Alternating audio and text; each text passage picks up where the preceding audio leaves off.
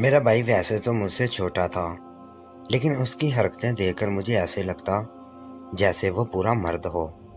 اس کی عادتیں لڑکیوں والی تھیں۔ وہ اکثر میرے پرائیویٹ کپڑے چوری چوری پہن کر دیکھتا تھا۔ ہم دونوں بہن بھائی میں بہت پیار تھا، اس لیے میں نے اسے کہا کہ اگر تمہیں اتنا ہی شوق ہے تو میرے سامنے پہن لیا کرو، میں تمہیں منع تھوڑی کروں گی۔ میری بات سن کر وہ مسکرایا اور میرے گلے لگ گیا۔ جیسے وہ میرے گلے لگا تو مجھے عجیب سی خوشی محسوس ہوئی۔ اماں کی عادت تھی کہ وہ رات کو جلد سو جایا کرتی تھی۔ اسی بات کا میں نے فائدہ اٹھایا اور بھائی سے بولا کہ آج رات تم میرے کمرے میں سو جانا، ہم دونوں دلہن اور دلہا والا کھیل کھیلیں گے۔ میری بات سنتے ہی بھائی خوشی سے پھولے نہیں سما رہا تھا۔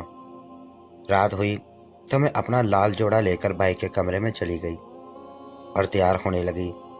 تھوڑی دیر بعد میں پوری دلہن کی طرح تیار ہو کر بیڈ پر بیٹھ گئی اور بھائی کو بولا کہ تم بالکل دلہا بن کر میرے پاس آ جاؤ۔ بھائی میرے سامنے ہی تیار ہو رہا تھا۔ وہ اتنا خوبصورت لگ رہا تھا کہ جیسے سچ میں میرا دلہا ہو، لیکن اگلے لمحے میری جان نکل گئی جب بھائی نے آہستہ آہستہ میرا زیور اتار کر مجھے بولا کہ اب میرا ایک چھوٹا بھائی تھا جو ویسے تو چھوٹا تھا لیکن تھا قد سے پورا مرد لگتا تھا۔ میں صبح میں ایک اسکول میں پڑھاتی تھی اور شام کو بچوں کو ٹیوشن پڑھاتی تھی۔ یہی وجہ تھی کہ میری شادی نہیں ہو رہی تھی، کیونکہ میں نے گھر کو سنبھالا ہوا تھا۔ میں نے امی سے کہہ دیا کہ میں شادی کرنا چاہتی ہوں، تو بہانے بنا کر بات کو ختم کر دیتی۔ پھر میں نے خود ہی کسی کو تلاش کر لیا، لیکن میرا ہونے والا شوہر جس کے ساتھ میری امی نے مر مار کر میری منگنی کروا دی کہنے لگا ہمیں تو جہیز میں سب کچھ چاہیے۔ اس نے کہا کہ میرے پاس تو صرف ایک کمرہ ہے، اس کے اندر کچھ نہیں ہے۔ میں کیا کہہ سکتا ہوں؟ اگر تمہیں منظور ہے تو تم آ جاؤ، ہم زمین پر بستر ڈال کر سو جائیں گے۔ لیکن میں بھی تو ایسی زندگی نہیں جینا چاہتی تھی۔ میری ماں نے ایک نئی ترکیب نکالی۔ میرا بھائی ویسے تو ایک مرد تھا، لیکن اس کی حرکتیں عورتوں جیسی لگتی تھیں، شاید اسی لیے کیونکہ وہ بچپن سے میرے ساتھ ہی رہا تھا، اور بابا بھی اس کے جوان ہونے سے پہلے ہی اس دنیا سے چلے گئے۔ برے خاندان میں لڑکیاں زیادہ تھیں، لڑکے کم تھے۔ اس کی کسی کے ساتھ دوستی بھی نہیں تھی۔ پھر امی نے اسے 4-5 سال کے لیے ایک کاسمیٹک کی دکان پر کام کرنے کے لیے بھی چھوڑا تھا۔ یہ سب کچھ وہی کام کرنے کی وجہ سے ہوا تھا۔ اب ان لوگوں نے تو دکان ختم کر دی تھی۔ امی نے ایک دن بھائی کو کہا کہ وہ خواجہ سرا بن کر جائے اور جا کر بھیک مانگے، آج کل ایسے کاموں کے بڑے پیسے ملتے ہیں۔ میں نے امی کو کہا یہ سب ٹھیک نہیں ہے، پر امی نے کہا ہمارے پاس اور کوئی چارہ نہیں ہے۔ اگر ہم اس کو ایسے ہی کوئی نارمل فقیر بنا کے بھیجیں گے تو اسے کوئی پیسے نہیں ملیں گے، لیکن اس طرح کے لوگوں کو ملتے ہیں۔ ہم نے اسے کہا کہ تم یہ سب کر لو گے نا، تو اسے اتفاق سے ایکٹنگ کرنے کا بھی بہت شوق تھا۔ اس نے کہا کہ ہاں ہاں ایسی ایکٹنگ کروں گا کہ لوگ حیران رہ جائیں گے، مجھے تو بڑا مزہ آئے گا۔ جب وہ پہلے دن گیا تو میں نے امی سے کہا آپ نے اچھا نہیں کیا، ابھی اس کی عمر کم ہے، وہ کیا سوچے گا؟ امی نے کہا جب عمر کم ہے تو کیا سوچ لے گا، کچھ نہیں ہوتا۔ ہم لوگ یہی سوچ رہے تھے کہ ایسے ہی واپس آ جائے گا، کچھ بھی کر نہیں آئے گا۔ لیکن جب گھر آیا تو ہم لوگ بڑے حیران ہو گئے، کیونکہ اس نے ہمارے سامنے پیسے رکھے تو یہ تو اتنے پیسے تھے کہ اگر روز اتنے پیسے لے کر آتا تو ہمارے گھر کے وارے نیارے ہو جاتے۔ یہ تو پورے 2700 روپے تھے۔ میں نے کہا کہ اتنے سارے پیسے؟ تو اس نے کہا ہاں، لوگوں نے مجھے بہت پیسے دیے، اور سب سے زیادہ پیسے تو مجھے ان لوگوں نے دیے جن کو میں نے یہ دعا دی کہ اللہ تم دونوں کی جوڑی سلامت رکھے، یعنی میاں بیوی میں۔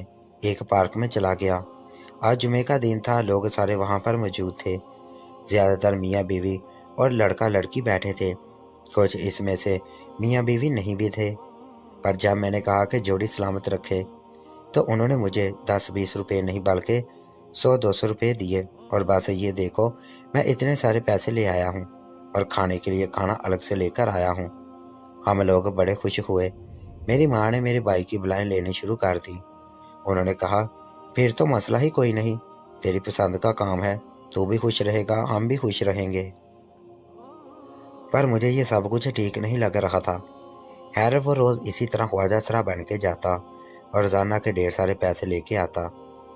अगर महीने के इन पैसों का हिसाब लगाते तो अच्छे भले पैसे बनते थे। घर का किराया भी अब हम लोगों ने पहली को ही देना शुरू कर दिया था, वरना तो किराएदार हमारे सर पर नाचना शुरू कर देता था, हमें धमकियां लगाना शुरू कर देता था। तब कहीं जाके हम लोग उसका किराया पूरा कर देते थे। वो भी हैरान था, घर में कुछ चीज़ें कम थी वो भी नहीं आ गई, और मेरी माँ ने किस्तों पर भी कुछ सामान उठा लिया। मेरी माँ ने कहा, जब रोज़ के इतने पैसे आते हैं तो 2-3 दिन के पैसे मिला के किस्त दे दिया करेंगे। लेकिन मेरी माँ बहुत ज़्यादा चालाक थी। उसने मुझे ये नहीं कहा कि अब भाई इतने पैसे कमाने लगा है तो तेरी शादी करवा देती हूँ।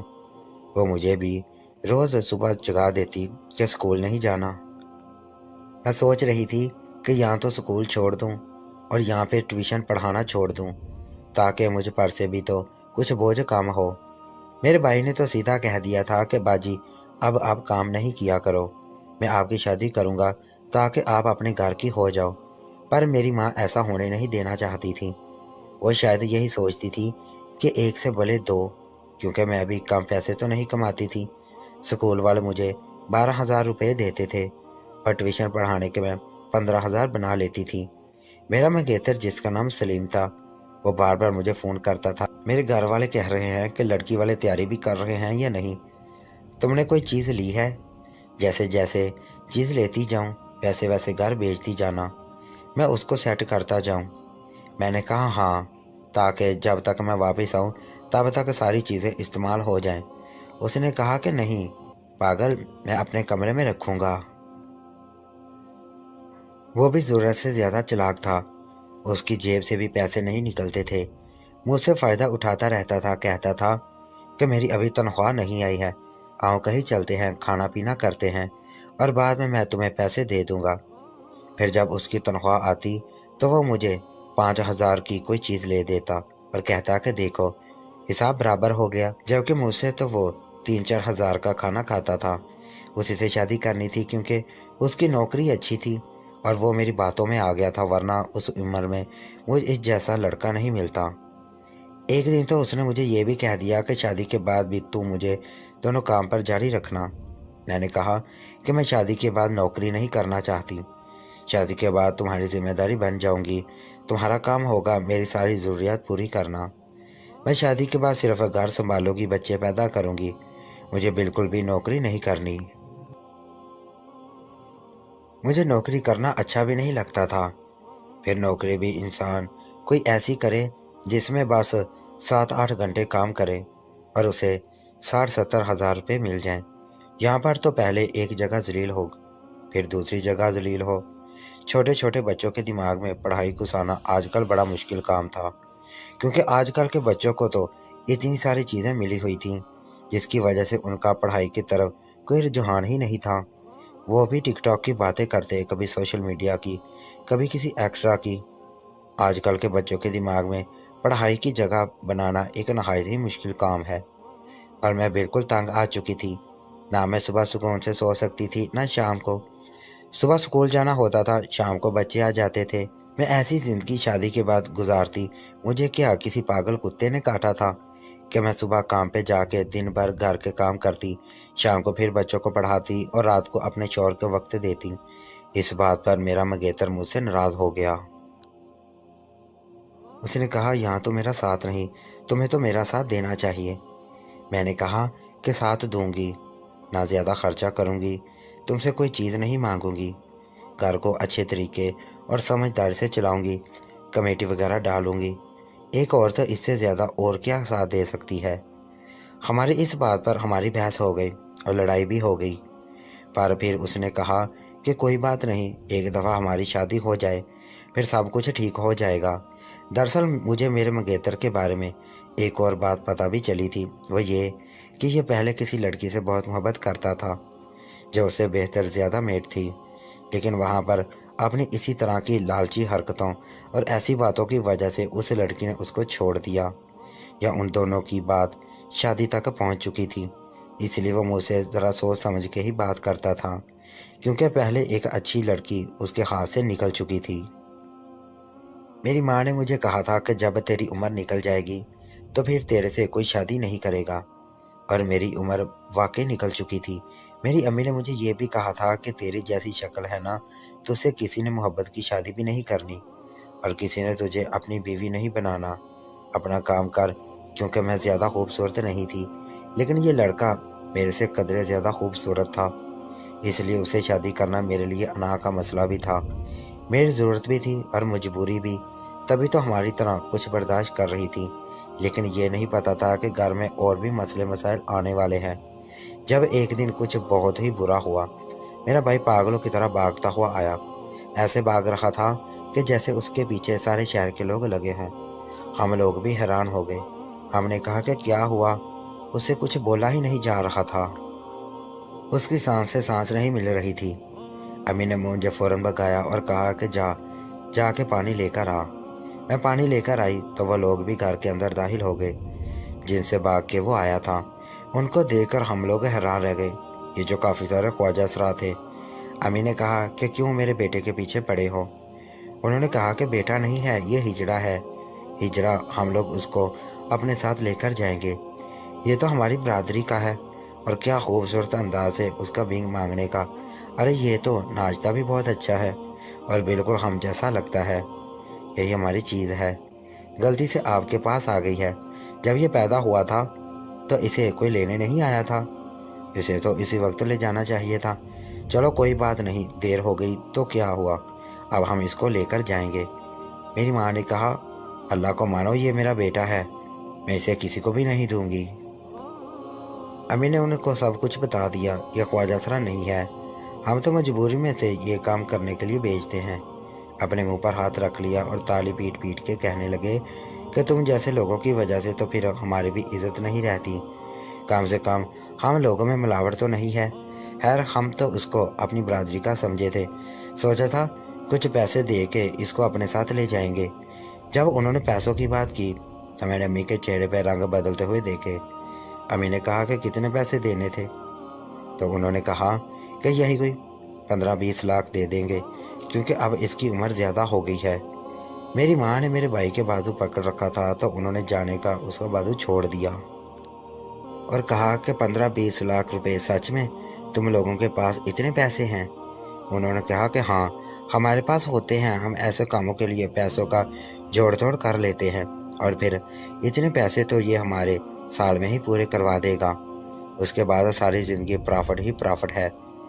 अम्मी ने उन लोगों को कहा कि आप थोड़ी देर यहाँ पर बैठ जाएं, चाय वगैरह। उनके लिए चाय बनाने चली गई। वो लोग मुझे भी अजीब नज़रों से देख रहे थे। उन्होंने कहा कि तू औरत है? तो मैंने भी कोई रूप बना रखा है।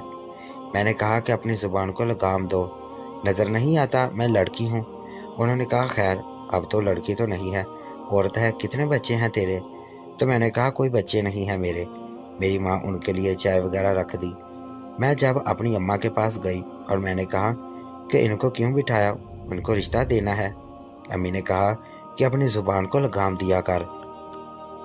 दिन ब दिन बदतमीज़ हो गई। वो मेरा हाथ पकड़ के मुझे कमरे में ले गई। मेरा भाई बाहर ही था।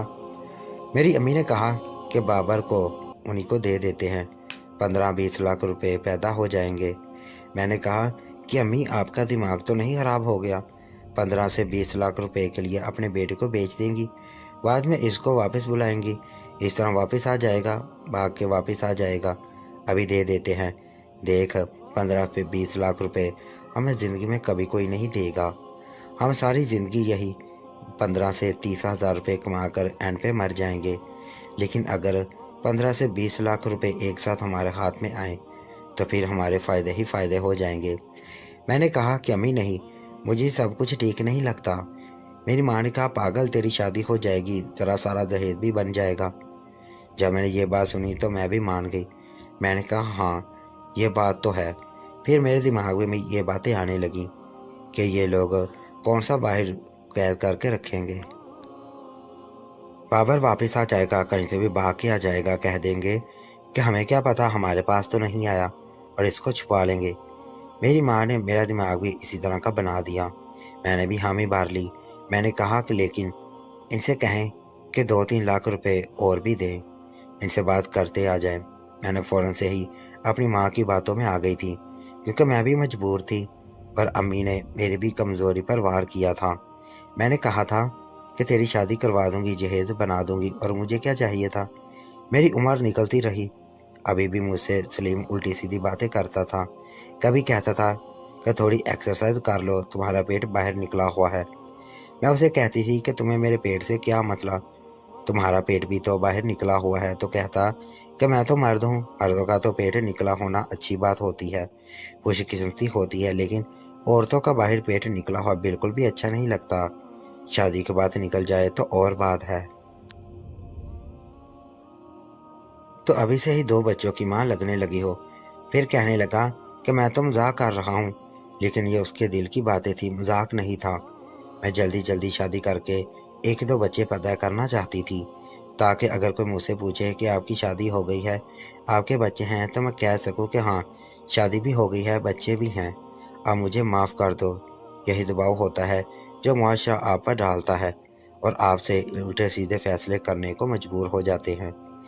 मैं बाहबर को हमने कहा कि ठीक है, हम बाहबर को बाप के हवाले कर देंगे, लेकिन हमें पूरे 25 लाख रुपए चाहिए। उन्होंने कहा कि इस 25 लाख रुपए, मेरी माँ ने कहा कि क्या अच्छा भला लड़का है, डांस भी आता है इसको, और तुम लोग खुद ही तो उसकी तारीफ कर रहे थे।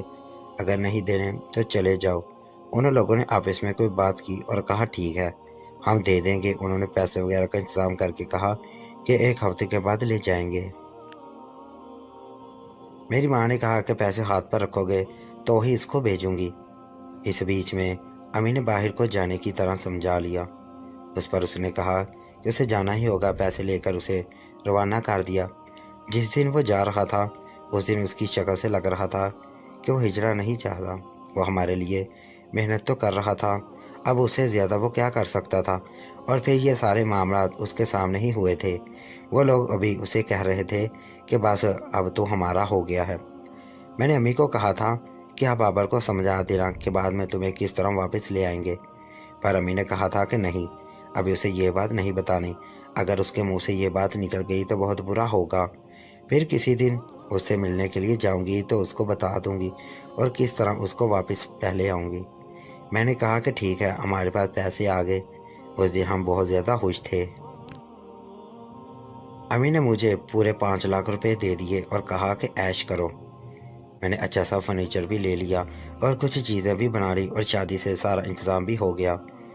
कुछ पैसे मैंने खुद भी जमा किए हुए थे, लेकिन किसी को बताया नहीं था, पर वो पैसे कभी पूरे ही नहीं होते थे। अब तो ऐसा लग रहा था कि मज़े ही मज़े। फिर से मुसीबत पड़ गई। मेरा होने वाला शौहर बाहर के मुल्क जा चुका था और उसने वहाँ से कर्जे लिए थे। वो लोग उसके पीछे पड़ चुके थे। उन्होंने कहा कि हमें हमारे पैसे वापस करो, नहीं तो तुम्हें पुलिस के हवाले कर देंगे। वो लोग उसके पीछे पाकिस्तान तक आ गए थे, क्योंकि उसने बहुत सारे पैसे खाए थे। फिर मामला इस तरह का बैठा कि उसने कहा कि तुम ये 5 लाख रुपए उनको दे दो, ताकि वो मेरी जान बख्श दे और शादी का सामान मैं बना लूँगा। मुझे उस पर भरोसा नहीं था, इसलिए मैंने कहा पहले निकाह करना होगा। मेरा शौहर के साथ निकाह हो गया, लेकिन रुखसती नहीं हुई। उसके लिए पैसे देकर मैंने उसकी जान बचा ली और कुछ वक्त इसी तरह से गुजरने लगा। 3-4 साल और गुजर गए। मेरी माँ कहती थी कि वो तेरे पैसे भी ले गया, तेरे से शादी भी नहीं करेगा, तू ही घर बैठी रह जाएगी और तेरे नाम तलाकनामा आ जाएगा। जब दरवाजे पर दस्तक होती तो मैं परेशान हो जाती थी। मेरी माँ ने कहा था कि बाबर को वापस ले आएंगी, लेकिन उसे कभी वापस ना ले आई। कहने लगी कि मैंने उनसे पैसे लेने गई थी तो उन लोगों ने मुझे और पैसे पकड़ा दिए। बस ठीक है, और वहाँ पर खुश है। मैं उससे मिली थी, वो कह रहा था कि मैं इधर ही खुश हूँ, मेरी यहाँ पर दोस्तें बन गई हैं। मैंने वहाँ क्या करना है, और कुछ देर उसकी शादी कभी हमारे पास नहीं है, बस वहीं पे रहे तो ठीक है। अब जिसमें उसकी खुशी, इसमें हमारी खुशी। ज़िंदगी इसी तरह गुजर रही थी कि फिर मेरे शौहर ने ही मेरे लिए सामान वगैरह बना दिया और अपनी माँ से यही झूठ बोला कि ये सब कुछ मैं लेकर आई हूँ ताकि मेरी भी इज़्ज़त बनी रहे, क्योंकि असल में तो बहुत से इसी तरह की थी कि सामान तो मैंने खुद ही बनाया था, क्योंकि मैंने वो पैसे सामान के लिए ही रखे थे। मैंने सारा सामान लिया और मैंने पूरे कमरे को सजा दिया। اس کی ماں بھی میرے صدقے واری جا رہی تھی اور سلیم تو اب ساری زندگی ہی میری زبان کے نیچے دب کر رہنے والا تھا، کیونکہ میری وجہ سے یہ تو اس کی شادی ہو رہی تھی، اس کے گھر میں اتنا سامان آ رہا تھا، وہ اس کی جان بخشی ہوئی تھی اور اسی پیسوں میں سے اس نے کچھ پیسے لگا کر پھر سے نوکری کی رشوت دے کر اپنی نوکری پکی کروا لی، یعنی اس کی زندگی میرے پر ہی تھی۔ بس اس کو بلا وجہ چیزیں دیتے رہو، عزت کرتے رہو تو وہ خوش رہتی تھی۔ اتنی سی تو اوقات تھی اس کی کہ وہ 4 چیزیں لے کے دے دیتا تو خاموش ہو جاتی۔ میری زندگی میں بظاہر سب کچھ ٹھیک ہو گیا تھا، میں نے پہلے سے ہی کمرے کو سجا دیا اور سلیم کے گھر بھی آتی جاتی رہتی تھی۔ ان لوگوں کو کوئی مسئلہ نہیں تھا کیونکہ ہم دونوں کا نکاح تو ہو ہی چکا تھا۔ رخصتی کا وقت آ گیا، ہم نے سارے خاندان کو اکٹھا کیا، کھانا وغیرہ بنایا اور میری شادی کا دن بھی آ گیا۔ آج میں نے اپنے گھر رخصت ہو جانا تھا، نکاح تو پہلے ہی ہوا تھا، لیکن ایسے نکاح کا کیا فائدہ کہ میں رخصت تو ہوئی نہ۔ دراصل آج ہی میری شادی تھی، میرے ہاتھوں پہ مہندی لگی تھی، بہت خوش تھی۔ میرے دل میں ایک دفعہ بھی باپر کا خیال نہیں آ رہا تھا کہ اپنے بھائی کا خیال نہیں۔ جب بارات آئی تو بارات کے ساتھ کچھ ناچنے گانے والے خواجہ اسرار بھی آئے تھے۔ میں تو سر پکڑ کر بیٹھی تھی، جیسے تو میری عمر گزر چکی تھی، لیکن ریشمے میں اسی طرح آ رہی تھی جیسے کوئی کم سن دلہن ہو۔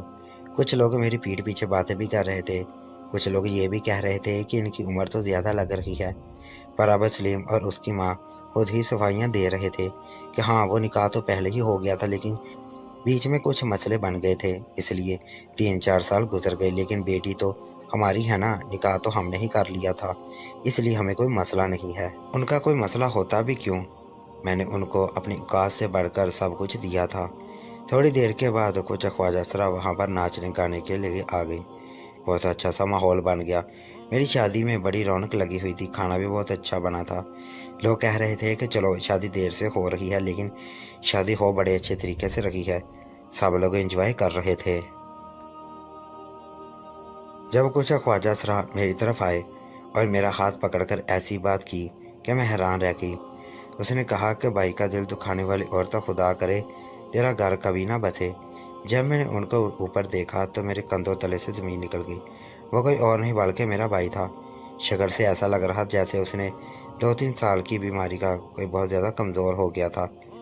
پورا چہرہ اس کا میک اپ سے لدا ہوا تھا، وہ بالکل ایک خواجہ اسرار لگ رہا تھا۔ ایسا بھی نہیں لگتا تھا کہ مرد ہے، لیکن خواجہ اسرار نے ناٹک کر رہا تھا۔ ایسے لگتا تھا جیسے بوڑھا ہو گیا ہے، جیسے کوئی بوڑھا خسرا ہوتا ہے جس کو ہم کسی سڑک پر دیکھتے ہیں اور ہمیں اس پر ترس آتا ہے۔ میں نے اس کو دیکھا تو میرے قدموں تلے سے زمین نکل گئی۔ میں سب کے سامنے یہ بھی نہ کہہ سکی کہ یہ تو بابر ہے، اور کسی نے اس کو پہچانا بھی نہیں۔